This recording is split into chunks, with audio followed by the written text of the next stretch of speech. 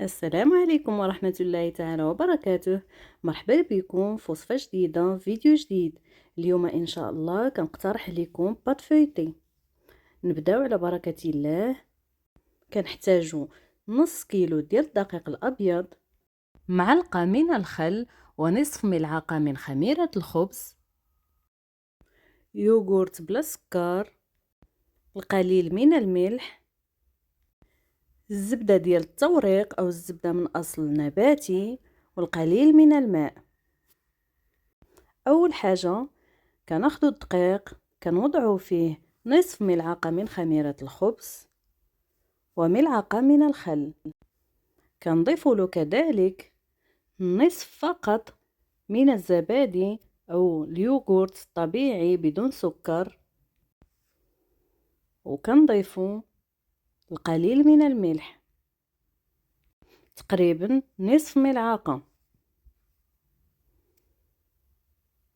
كنضيفو القليل من الماء.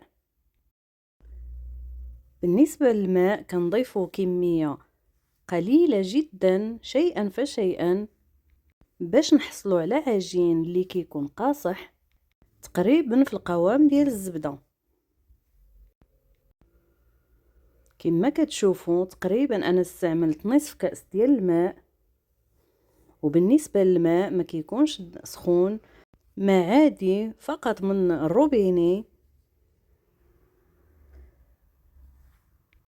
كنجمعوا العجين، ما كندلكوهش، فقط كنجمعو حتى كنحصلوا على هذا القوام.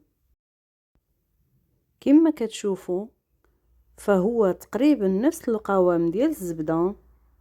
وبالنسبة للكأس فأنا استعملت فقط نصف ديال الماء، وكندوزو باش نخدمو عجين المورق. فهاد الطريقة ما كتحتاجوش تخليو العجين يرتاح. منين كنعجنوه كندوزو مباشرة باش كنخدمو العجين المورق.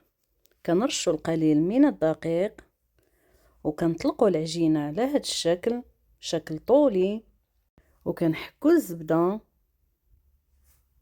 فأنا استعملت في هاد الوصفة رابعة ديال الزبدة 250 غرام. كما كتشوفوا حكيتها بالحكاكة. وندوزو باش نطويو. كنطويو الطوية الأولى والثانية والثالثة، وكنسدو العجين.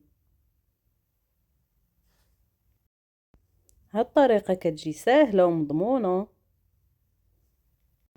كنضغطو عليها باش كيخرج الهواء،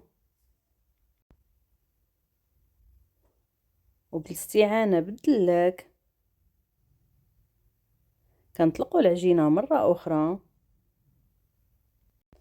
فقط كنخرجو منها الهواء اللي فيها، وكنطويوها مرة أخرى على 4 ديال الأجزاء كما كتشوفوا.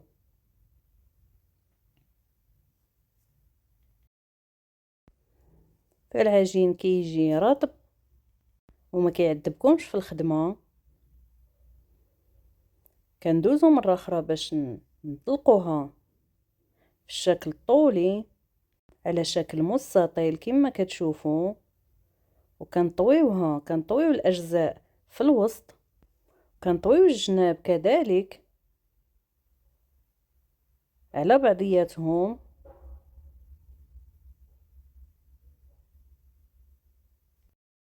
حاولوا تقادوا العجين باش يجيكم طبقات واضحة. وكتكون هذه آخر طوية. كنخليوها ترتاح تقريبا 4 ديال الساعات، ومن بعد كيمكننا نستعملوها. كنتمنى الطريقة تكون واضحة. نتلاقاو في فيديو جديد في وصفة جديدة. السلام عليكم.